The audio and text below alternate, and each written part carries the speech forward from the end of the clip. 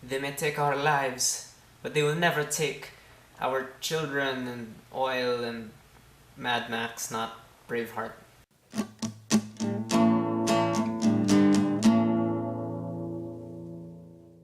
Mad Max Beyond Thunderdome is directed by George Miller and George Ogilvy, co-written by Terry Hayes and George Miller, and stars Mel Gibson, Tina Turner, Angelo Rosito, Helen Boudet, and Tom Jennings. And in Mad Max Beyond Thunderdome, Max, played by Mel Gibson, finds himself in this place called Bartertown in the middle of the desert, which is run by this queen named Auntie, played by Tina Turner, and she assigns him to assassinate someone of influence in Bartertown. But when Max fails, he is banished into the desert and he runs into this tribe of children.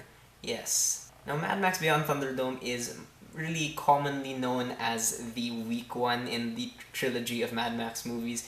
And for good reason also. I do think that Beyond Thunderdome has really, really good production design.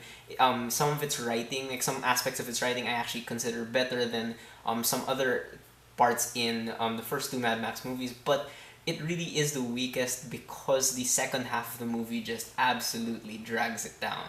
Now, first of all, like I mentioned, the production design in Beyond Thunderdome is fantastic, I think. It's even more elaborate than the movies before it, and it still stays like a natural progression of the series, whereas the first Mad Max movie was really kind of like the beginning of like the downfall of modern society, and the second, and Mad Max 2 was really just like post-apocalyptic wasteland. Here in Beyond Thunderdome, you can really kind of tell that people are starting to rebuild civilizations, albeit like kind of in an absurd fashion. And Bartertown is really such an interesting place, both visually and just like in terms of like how it works as a place. So it's really really interesting in that regard.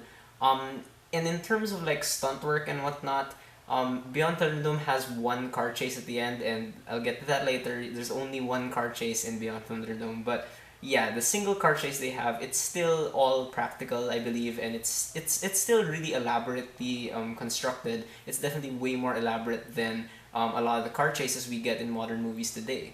And I mentioned that I liked some of the writing in Beyond Thunderdome more than the writing in the previous two movies.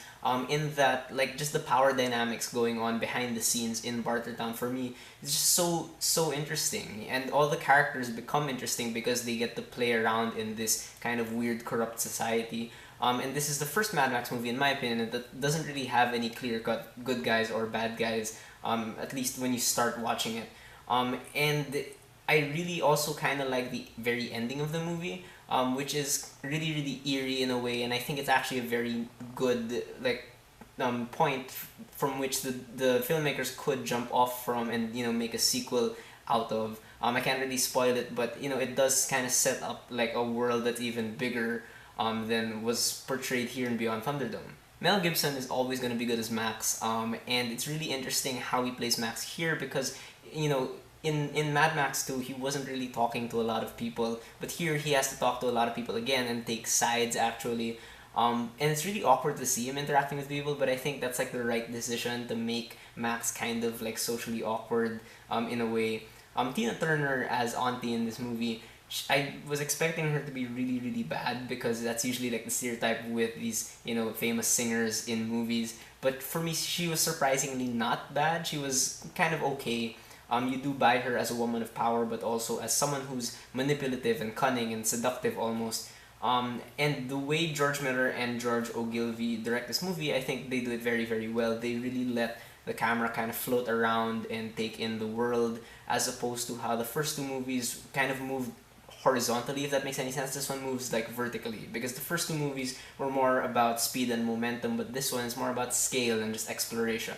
But yes, this is the weakest Mad Max movie because the second half is so weak and really drags the movie way, way down. That's because of a lot of things. For one, like the single car chase that happens at the end of the movie, it just does not feel like a climax.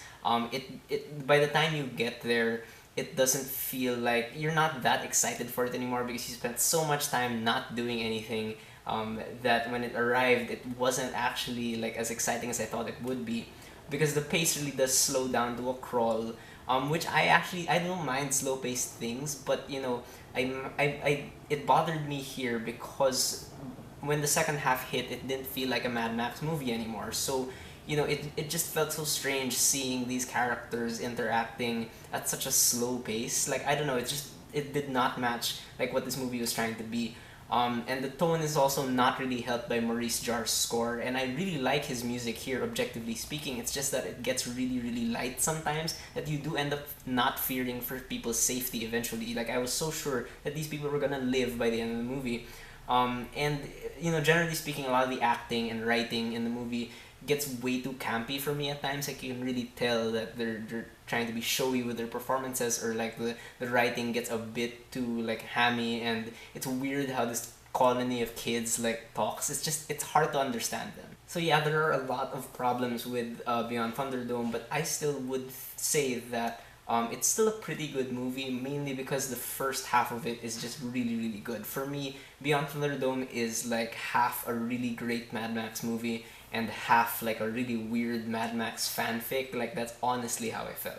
And I realized that Mad Max Fury Road should be getting like a lot of momentum at this point. However, I'm very kind of obsessive compulsive with the way I review movies, so I'm only gonna be able to talk about it after a long time, after I've gotten rid of like this backlog that's accumulated. So I apologize in advance, but I will be able to review it soon, hopefully. Alright, so those are my thoughts on Mad Max Beyond Thunderdome. So have you guys seen it? What do you think about it? Did you love it? Did you hate it? Whatever you thought, whether you agree with me or not, please leave me a comment. Let's have a conversation.